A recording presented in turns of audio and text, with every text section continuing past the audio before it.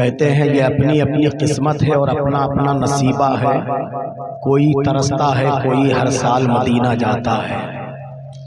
اللہ رب العالمین قرآن مقدسہ میں اعلان فرما رہا ہے اتم الحج والعمرۃ للہ۔ رب نے قرآن پاک میں فرمایا حج اور عمرہ پورا کرو اللہ کے لیے۔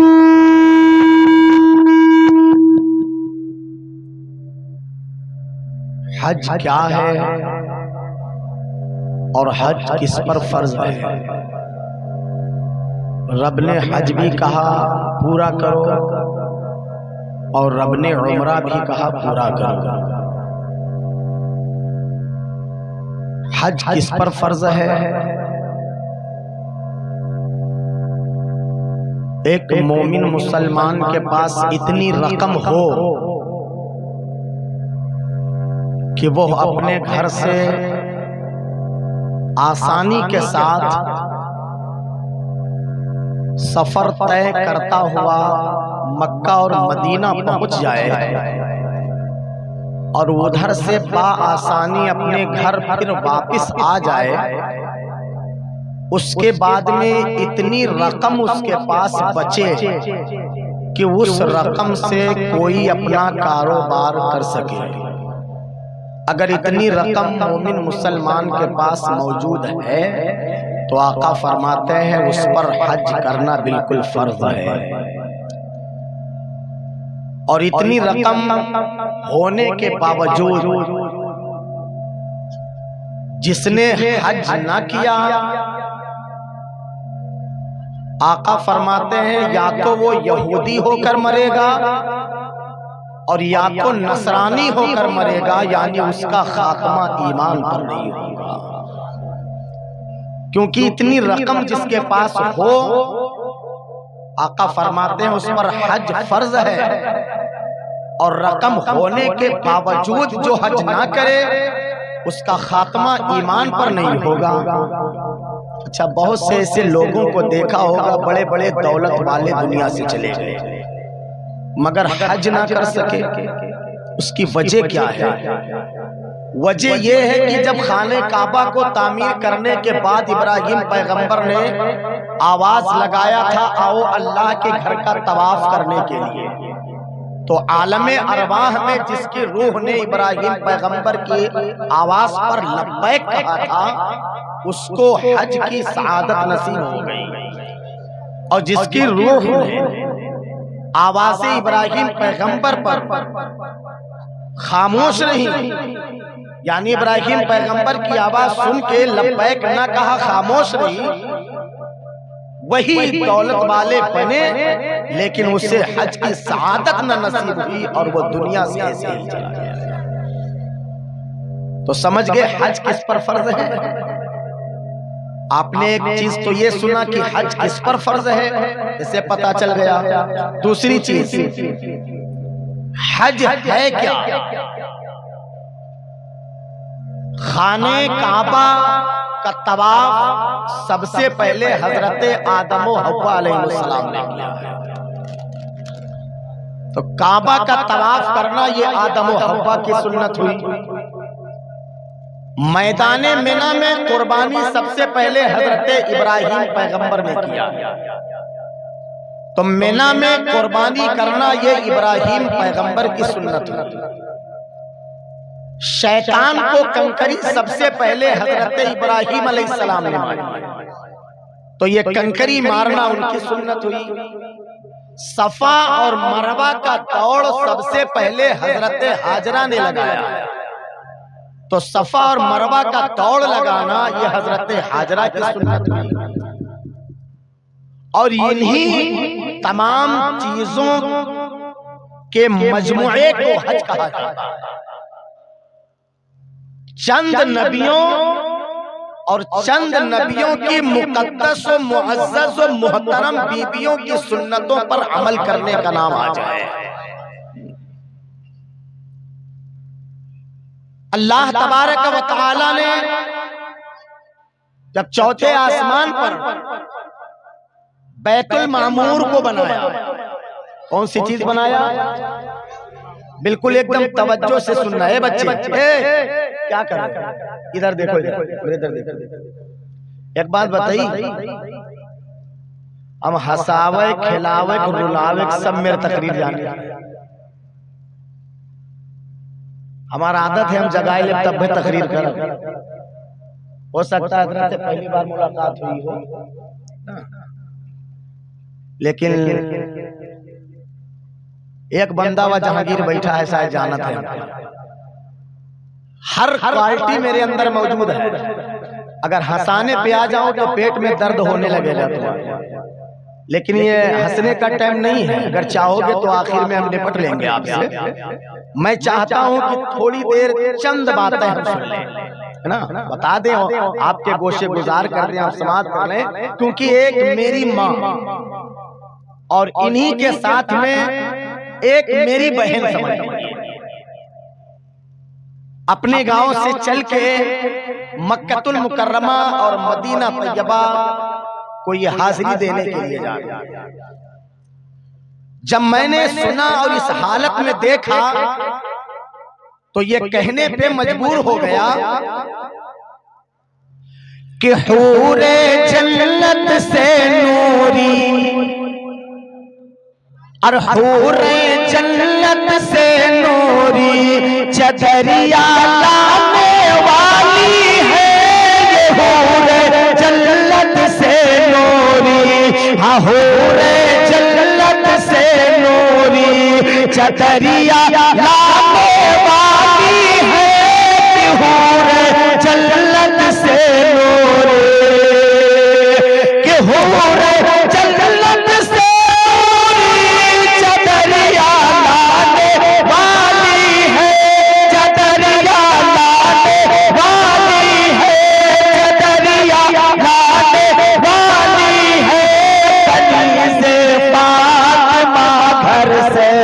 کنیز فاطمہ گھر سے، کنیز فاطمہ گھر سے طیبہ جانے والی ہے. کنیز فاطمہ گھر سے تو طیبہ جانے والی ہے. کنیز فاطمہ گھر سے. اللہ اکبر.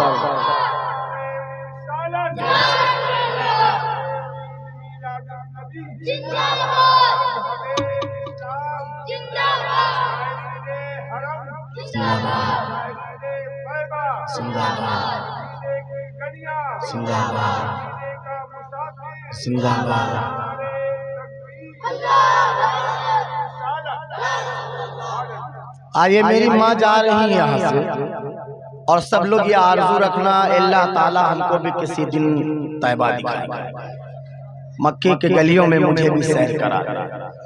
اسی لیے حضرت لوگ کہا کرتے ہیں کہ یار نمازیں پڑھا کرو.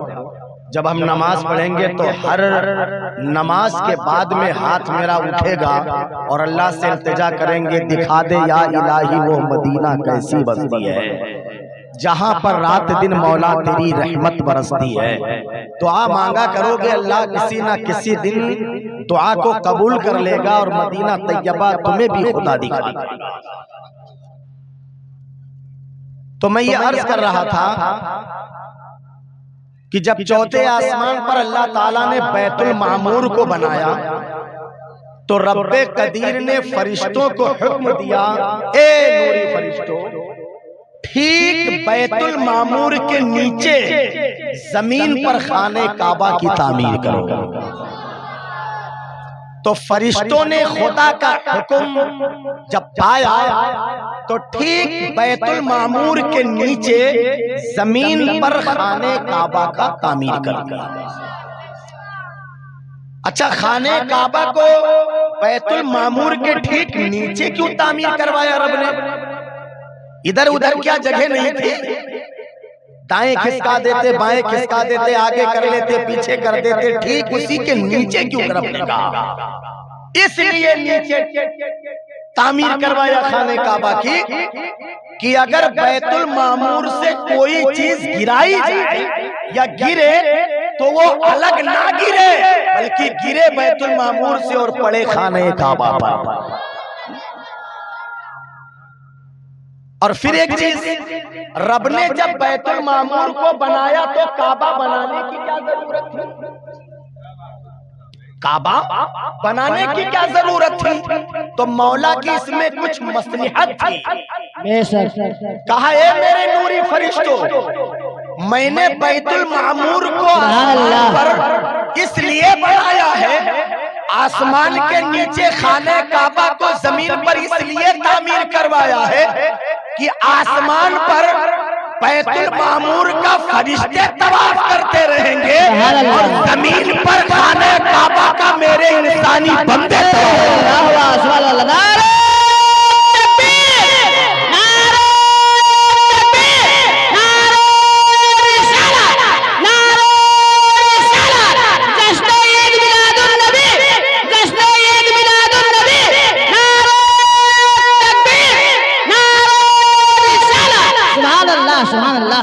یہ مقصد تھا، یہ مرضی مولا تھا۔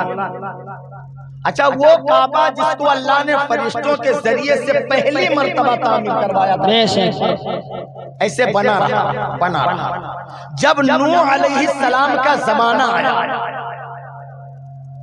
انہوں نے اپنی قوم کو کچھ سمجھایا، کچھ بتایا، ان کی قوم نے نہ مانی، اور جب بات نہ مانی آپ کو برا لگا، اور جب برا لگا تو آپ نے بد دعا دے دی، اور جب نوح علیہ السلام نے بد دعا دی ہے تو طوفان بے شک سبحان اللہ کیا آیا؟ طوفان نوح آیا۔ اتنی تیز وہ طوفان تھی، اتنی تیز وہ طوفان تھا کہ اسی طوفان میں خانہ کعبہ کی دیواریں گر گئی، چھت بھی گر گئی، دیواریں بھی گر گئی، خانہ کعبہ کا نام باقی رہ گیا، نشان ختم ہو گیا۔ بس یہ تھا کہ ہاں یہ دیکھیں خانہ کعبہ بنا ہوا تھا، باقی نشان سب مٹ گیا، ختم ہو گئی۔ اتنی تیز طوفان تھا۔ پھر کچھ دنوں کے بعد جب حضرت ابراہیم علیہ السلام اس دنیا میں تشریف لائے، وہ وقت آیا جو وقت رب نے مقرر کر دیا تھا، جو تاریخ مقرر کر دی تھی، فلاں وقت، فلاں دن، فلاں تاریخ میں، فلاں ٹائم میں دوسری مرتبہ میرا پیغمبر ابراہیم خانہ کعبہ کی تعمیر کرے گا۔ سبحان اللہ۔ جب وہ ٹائم آیا تو اللہ تعالی نے اپنے پیغمبر ابراہیم علیہ السلام نے کہا، اے میرے پیغمبر ابراہیم علیہ السلام، خانہ کعبہ کی تعمیر کرو۔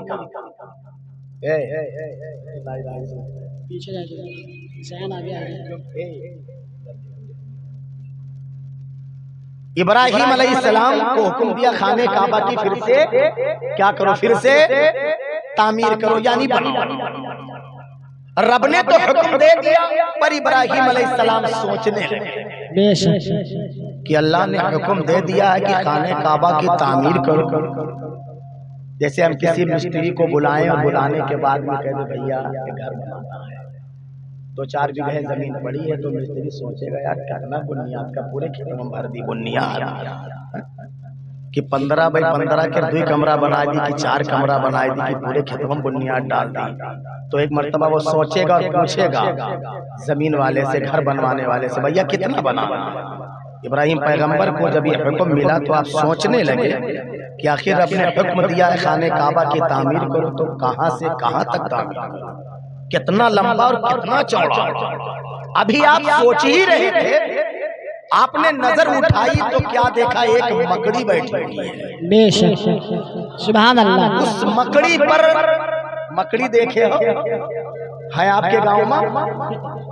جی جی اچھا۔ تو وہ مکڑی جب آپ کو اللہ تعالیٰ نے دکھا دیا، آپ کو نظر آئی، بیٹھی ہوئی تھی، آپ نے دیکھا کہ مکڑی بیٹھی ہے، تھوڑی دیر کے بعد وہ مکڑی چلنے لگی، کچھ دور گئی تو مکڑی کی عادت ہوتی ہے جب وہ چلے گی تو تنہا نہیں چلے گی، تار کو نکالتی ہوئی چلے گی، اور اتنا لمبا تار، پیٹ دیکھو اتنی بڑی، اور اوپر تار پکڑ لے تو مکڑی بمبئی چلی جائے مگر تار نہ ٹوٹی۔ کبھی دیکھو اندازہ لگا کر کھینچتے جاؤ کھینچتے جاؤ کھینچتے جاؤ، چرخم لپیٹ لو، پورا چرخا گل ہو جائے گا، مگر وہ جھالا یار نہیں ختم ہوگا۔ وجہ کیا ہے؟ یہ برکت ہے مصطفیٰ جان رحمت کی، سبحان اللہ، بے شک برکت ہے کہ جب مکہ المکرمہ سے ہجرت کر کے سرکار نکلے مدینہ جا رہے تھے، تو جب ابو بکر صدیق اور رسول اکرم صلی اللہ علیہ وسلم غار کے اندر پہنچے تو مکڑی تھی جس نے غار کے منہ پر جالا تام دیا۔ سبحان اللہ، بے شک ایک چھوٹی سی حقیر جانور کیا کسی کو بچا سکتی ہے یار؟ سبحان اللہ، لیکن محبت رسول دیکھیے کہ اس نے جالا تام دیا تو یہ برکت آ گئی کہ تار اس کے پیٹ سے ختم نہیں ہو سکتا ہے۔ جب جالا تنا دیکھا تو جنگل کی کبوتری آئی، آنے کے بعد میں اس نے انڈا دے دیا تو کبوتر کے اندر وہ رتبہ بڑھ گیا۔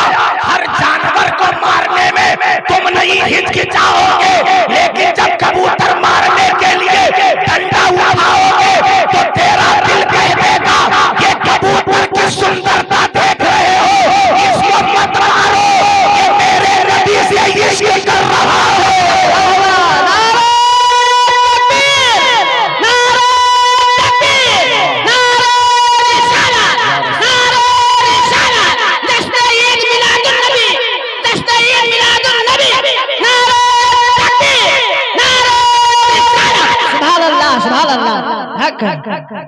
مکڑی دیکھ وہ چلنے لگی، تار نکال رہی ہے، تھوڑی دور گئی پھر ٹھہر گئی، پھر دائیں مڑ گئی، پھر تھوڑی دور گئی ٹھہر گئی، پھر واپس لوٹی۔ اس طریقے سے چوکھانا اس نے 4 کون کا گولا بنا دیا۔ بے شک سبحان اللہ، ٹھہر گئی، تھوڑی دیر کے بعد کیا دیکھا؟ مکڑی غائب ہوئی، اور جب مکڑی غائب ہوئی تو ابراہیم علیہ السلام سمجھ گئے یہ مکڑی اپنی مرضی سے نہیں آئی ہے، خدا کی مرضی سے آئی۔ بے شک سبحان اللہ، اور اللہ نے اسی لیے بھیجا تھا، اے مکڑی تو ابراہیم پیغمبر کے سامنے جا اور بنیاد کہاں سے کہاں تک رکھے نقشہ کھینچنے۔ مکڑی نے نقشہ کھینچ کے بتا دیا، ابراہیم پیغمبر سمجھ گئے خانہ کعبہ اتنا لمبا اور اتنا چوڑا۔ واہ واہ، سبحان اللہ، سبحان اللہ۔ اچھا، اب آپ نے بنیاد ڈالنے کی ٹھان لی کہ لاؤ اس کی تعمیر کیا جائے، تو ابراہیم پیغمبر نے اپنے بیٹے اسماعیل علیہ السلام کو بھیجا، کہا اے میرے بیٹے اسماعیل علیہ السلام، کہا ابا کیا بات ہے؟ کہا ایسا کرو بیٹا تم گارا لے آؤ، ہمیں کوئی جوڑائی کرو۔ بے شک سبحان اللہ، بیٹا گارا بنا بنا کر کے لاؤ ہم کو دو اور ہم جوڑائی کرتے ہیں، تعمیر کرتے ہیں اس کی۔ تو کہا ٹھیک۔ اب دیکھو باپ بیٹا دونوں مل کر کے خانہ کعبہ کی تعمیر کرنے لگے۔ سبحان اللہ، اسماعیل علیہ السلام گارا بنا بنا کر کے لاتے ہیں، آپ اس کی جوڑائی کرتے جاتے جب اونچی ہو گئی دیوار، ہاتھ سے مل نہیں رہا۔ تو ہمارے گھر کا معاملہ ہے کہ جب دیوار اونچی ہوتی ہے تو گھر کا مالک جو ہوتا ہے اس سے مستری کہتا ہے بھیا اب پٹرا بلنی کے انتظام کرو، ہاتھ نہ پہنچا۔ بے شک سبحان اللہ۔ تب جہانگیر بھیا گئے کونوں دکان سے ایک ڈلپ پٹرا بلنی اٹھائے لائے۔ اب اٹھانے کے بعد میں ناریل بادھی منگاوا گا، جگاڑ کیا گا، کام پھر گاڑا گا، پھر بچھاوا گا، پھر مستری چڑھا، پھر جوڑائی شروع کیا۔ یہ ہمارے اور تمہارے گھر کا معاملہ ہے، مگر یہ میرے گھر کا معاملہ ہے کہ جب دیوار اونچی ہوئی تو پار بنا، مستری چڑھا، پھر دیوار اونچی ہوئی، پھر پار کھلا، پھر آگے بڑھا۔ یہ میرے اور تیرے گھر کا معاملہ ہے، مگر خدا کے گھر کی جب تعمیر ابراہیم پیغمبر کر رہے تھے ان کو پار باندھنے کی ضرورت نہیں تھی۔ ایک پتھر تھا جس کے کھڑے ہو ابراہیم پیغمبر نے جب چوڑائی پھر شروع کیا ہے تو جتنی دیوار اونچی ہو جاتی ہے اتنا وہ پتھر اٹھنا جاتا ہے۔ تو ابراہیم کے قدم کی برکت سے وہ پتھر اتنا عالیشان ہو گیا، آج اسی پتھر کو ہم مقام ابراہیم کہتے ہیں۔ بے شک سبحان اللہ، سبحان اللہ، حق ہے۔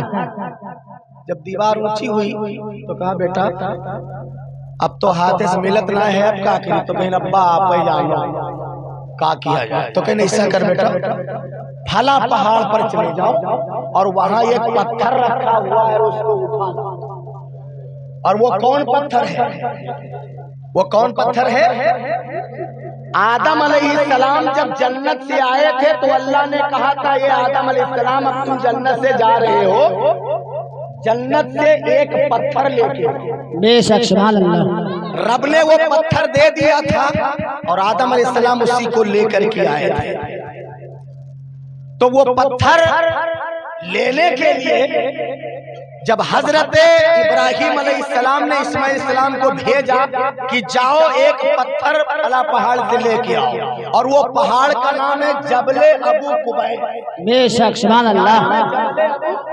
قبیس نام کا وہ پہاڑ ہے۔ جب اس جگہ پہ پہنچنے والے تھے، ادھر سے جیسے چلے اسماعیل علیہ السلام، اللہ تعالیٰ نے جبریل امی کو حکم دے دیا۔ اے جبریل امی، کہا کیا بات ہے؟ کہا خانہ کعبہ کی تعمیر میرے پیغمبر کر رہے ہیں، ان کا بیٹا آ رہا ہے پتھر لینے کے لیے، انہیں 2 پتھر دے دینا۔ بے شک سبحان اللہ۔ ایک نہیں دینا، 2 دینا۔ ایک پتھر دے دینا، بتا دینا اس میں کھڑے ہو کر کے تمہارے ابا تعمیر کریں گے، اور دوسرا وہ پتھر جو فلاں جگہ رکھا ہوا ہے اس پتھر کو دے دینا۔ وہ پتھر جنت سے آدم علیہ السلام لے کر کے گئے تھے، اور اسماعیل سے بتا دینا کہ یہ پتھر اپنے ابا سے کہہ دے کہ وہ خانہ کعبہ میں نصب کر دیں گے۔ سبحان اللہ۔ بے شک۔ تو کہا ٹھیک۔ اب حضرت اسماعیل علیہ السلام اس پہاڑ پہ پہنچے تو جبرائیل علیہ السلام کھڑے ہوئے تھے، 2 پتھر دینے لگے۔ کہا نہیں، میرے ابا حضور نے ایک پتھر مانگا، ایک پتھر مانگا ہے، کیا کریں گے؟ مانگا ہے جو کچھ بھی کریں، اس پہ کھڑے ہو کے تعمیر کریں گے۔ تو کہا اچھا ٹھیک ہے، یہ پتھر لے لو اور اس پہ ابا حضور سے کہہ دینا کھڑے ہو کے خانہ کعبہ کی تعمیر کریں گے، جوڑائی کریں گے، اور یہ جو دوسرا پتھر میں دے رہا ہوں اس کو ابا جان سے کہہ دینا کہ خانہ کعبہ میں اس کو لگا دیں گے، نصب کر دیں گے۔ بے شک سبحان اللہ۔ وہ جنتی پتھر ہے جس کو آج ہم حجر اسود کہتے ہیں۔ بے شک۔ جانتے ہو حجر اسود کہتے ہیں، لیکن پہلے وہ حجر اسود نہیں تھا، پہلے وہ تھا حجر ابیض۔ جی بے شک۔ ابیض کا معنی سفید ہوتا ہے اور حجر کا معنی پتھر ہوتا ہے، یعنی سفید پتھر تھا، کیونکہ جنت کے اندر تاریکی تھی، کوئی چیز کالی تو ہے نہیں، تو اب وہ جنتی پتھر تھا، وہ سفید تھا۔ لیکن جب ابراہیم علیہ السلام کے پاس بیٹا اسماعیل علیہ السلام وہ پتھر لے کر کے آئے، 2 پتھر دیا، ایک پتھر پر کھڑے ہو گئے حضرت ابراہیم علیہ السلام اور جوڑائی کرنا شروع کر دیا۔ جہاں تک دیوار تھی، ہاتھ جہاں تک پہنچ رہا تھا وہیں تے روک دیا تھا، نہیں پہنچا ہاتھ تو پتھر لینے بھیج دیا تھا۔ اب پتھر لے کے آئے تو اس پر کھڑے ہو گئے اور پھر آگے بڑھنا شروع کر دیا۔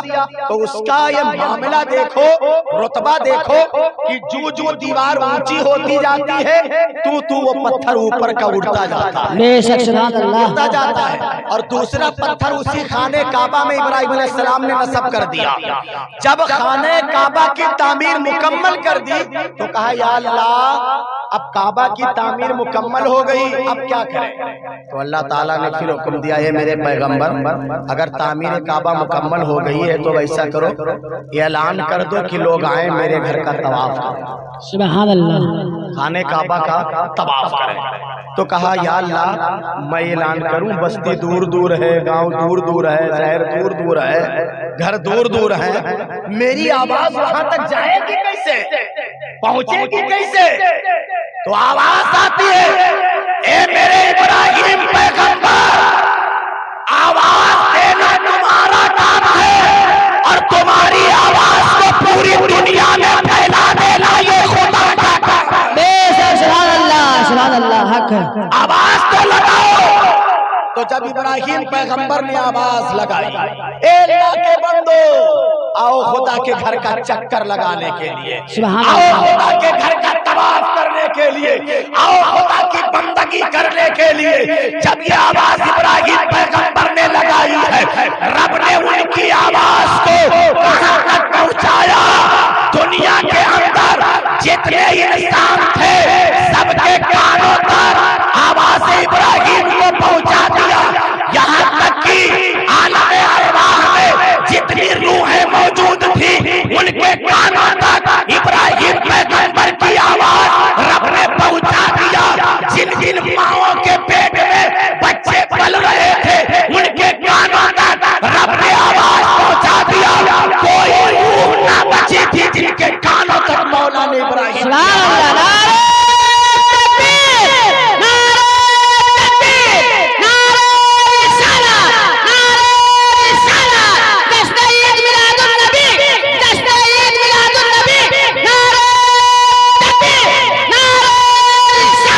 سبحان اللہ سبحان اللہ سب کے کانوں تک آواز رب نے پہنچا دیا۔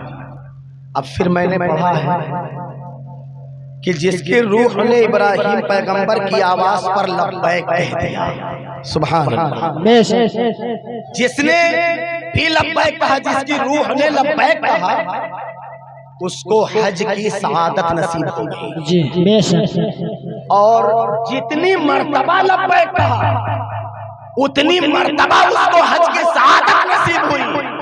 اور جس کے روح نے ابراہیم پیغمبر کی آواز پر لبیک نہ کہا، خاموش رہی، وہ بغیر حج کیے ہوئے اس دنیا سے چلے گئے۔ سبحان اللہ سبحان اللہ۔ ان کو توفیق نہ ملی کہ وہ حج کر سکے۔ آج یہ میری ماں بیٹھی ہے، ان کے بچوں کی قسمت بڑی تیز ہے، وہ اپنے قسمت پر جتنا فخر کرے، جتنا ناز کرے، کرما ہے۔ بے شک سبحان اللہ۔ ابھی تک ان بچوں کی یہ ماں تھی، عرش اعظم سے مولا نے تیری جنت اتار کر کے تیری ماں کے تلوے میں رکھ دیا تھا، سبحان اللہ۔ تیری ماں کے قدم میں رکھ دیا تھا، تیری جنت تیری ماں کے قدم میں تھی۔ ایک جنت تو تھی ہی، اب دوسری جنت کو بھی دیکھنے مدینہ جا رہی ہے۔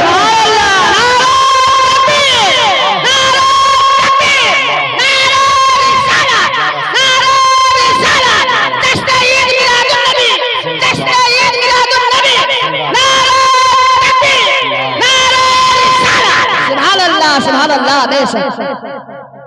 دعا کرو اللہ مجھے بھی پہنچا دے مدینہ، ایسے دعا مانگو، اے اللہ مجھ کو بھی پہنچا دے مدینہ، مجھ کو بھی دکھا دے مدینہ، مجھ کو بھی دکھا دے خانے کعبہ۔ آقا فرماتے ہیں 5 وقتہ نماز ادا کیا کرو اور روزانہ مجھ پر 100 مرتبہ کم از کم درود پاک دے۔ بے شک سبحان اللہ۔ اور درود پاک بھیجا کرو شام کو عشاء کی نماز پڑھنے کے بعد میں بسم اللہ پڑھ کر کے بستر پہ قدم رکھو اور خدا کا ذکر کرتے رہو کرتے رہو کرتے رہو، اور جب آنکھیں لگنے لگے، نیند آنے لگے، تو تم رسول کونین پر درود پڑھتے پڑھتے سو جاؤ۔ ایسا ہی اگر تم نے سیوا کر لیا اور یہ اپنا ورد بنا لیا تو انشاءاللہ درود پاک کی برکت دیکھو گے کہ مدینہ والا مصطفیٰ خوش ہو جائے گا۔ اگر تیرے پاس اتنی دولت نہیں ہے کہ تو نبی کے شہر کا دیدار کر سکے تو درود پاک کی برکت دیکھے گا، نبی خوش ہوں گے، اور جب تو سوئے گا تو مدینے سے چل کر تیرے خواب میں آنے والا لال جلوہ ہوگا۔ سبحان اللہ بے شک سبحان اللہ حق ہے۔ سبحان اللہ۔ جو 5 وقتہ نماز ادا کیا کرتے تھے، تہجد بھی پڑھا کرتے تھے، خدا کا ذکر کیا کرتے تھے اور نبی کونین پر درود پڑھا کرتے تھے، پڑھتے پڑھتے پڑھتے پڑھتے سو جاتے تھے، ایک دن قسمت کا ستارہ ان کے چمکا۔ بے شک سبحان اللہ۔ جیسے یہ سوئے عشاء کی نماز کے بعد درود پڑھتے پڑھتے سو گئے، مدینے والے مصطفیٰ حسنین کے نانا فاطمہ کے بابا خوش ہو گئے اور مدینے سے چل کے اس کے گھر میں تشریف لے آئے۔ بے شک سبحان اللہ۔ جو عاشق تھا نبی کا، درود پڑھ کے سو گیا، آقا نے اپنا جلوہ دکھایا اور تلوہ بھی اس کے گھر کے اندر رکھا۔ جب تشریف لے کے آئے تو خواب ہی دیکھ رہا ہے، خواب ہی میں آقا جو جب اپنے گھر میں دیکھا تو خواب ہی میں اڑ کے کھڑا ہو گیا بے شک سبحان اللہ۔ اور سرور کونین کے قدم بوسی کیا، دست اقدس کو بھی چوما، دامن کو بھی چوما۔ ابھی دامن کو چوم ہی رہا تھا وہ عاشق رسول کی، اس کی آنکھ سبحان اللہ بے شک۔ اور جب اس کی آنکھ کھلی تو کیا دیکھا، میرے گھر کے اندر سے خوشبو آ رہی ہے۔ سبحان اللہ۔ بستر پہ قدم رکھا تو دیکھا بستر مہک رہا ہے۔ بے شک سرحانے مسند لگا کے سو رہے تھے وہ عاشق رسول، دیکھا اس سے بھی خوشبو آ رہی ہے۔ سبحان اللہ بے شک۔ رجائی رکھی ہوئی ہے اس سے بھی خوشبو آ رہی ہے، چادر ہے اس سے بھی خوشبو آ رہی ہے۔ اچنبے میں پڑ گئے، میں نے کوئی عطر نہیں لگایا مگر یہ خوشبو آئی کہاں سے؟ ابھی عاشق رسول سوچ ہی رہے تھے کہ ظاہری صورت میں مصطفیٰ جان رحمت گنبد خضرا سے پکار اٹھتے ہیں، اے میرے عاشق تجھے گھبرانے کی ضرورت نہیں ہے، سوچنے کی ضرورت نہیں ہے، جب تو درود پڑھ کے سویا تھا تو میرا قدم تیرے گھر میں پڑ گیا تھا۔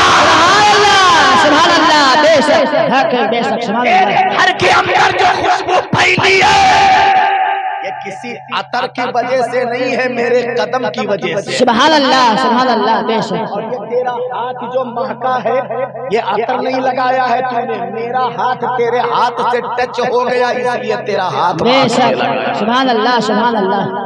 اللہ تو کوشش کرو، اللہ کرم فرمائے گا، غازی سرکار کرم فرمائیں گے، غریب نواز کرم فرمائیں گے تو تمہیں بھی مدینہ بھیج دیں، بے شک سبحان اللہ۔ تمہیں بھی مدینہ بھیج دیں۔ مصطفیٰ جان رحمت صلی اللہ تعالی علیہ وآلہ وسلم سے عشق کرو۔ شاعر کہتا ہے عاشقان مصطفیٰ طیبہ چلے ہیں سبحان اللہ۔ عاشقان مصطفیٰ طیبہ چلے ہیں جھوم گئے، عاشقان مصطفیٰ طیبہ چلے ہیں جھوم گئے، ہے یہ راہوں کا، ہے یہ راہوں کا، نبی کا چھوڑ گئے، عاشقان مصطفیٰ طیبہ چلے ہیں جھوم گئے۔ اور امی سنیے شعر میں دے رہا ہوں آپ کے حوالے سے، اے میری ماں اب تیرے سارے گناہ دھل جا، سبحان اللہ۔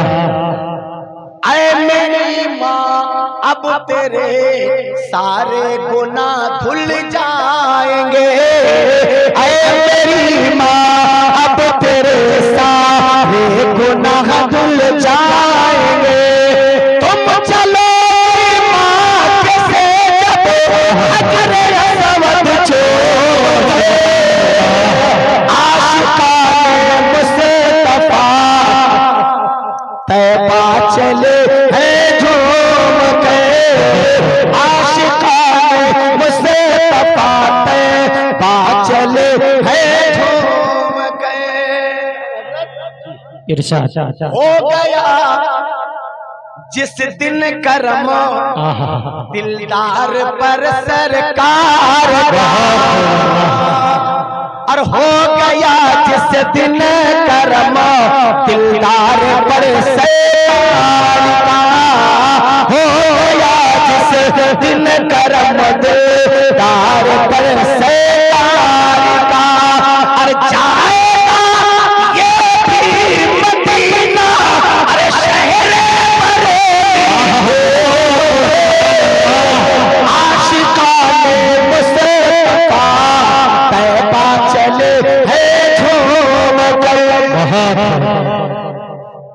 ماں صبح فجر کی نماز ادا کرنا اور فجر کی نماز کے بعد میں نیت باندھ کر کے مدینہ طیبہ کی طرف رخ کر لینا، دل میں عشق مصطفیٰ ہو، ذہن کہ اے بابو یار بات نہ کرو یار، تھوڑی دیر بیٹھ جاؤ اللہ کے واسطے،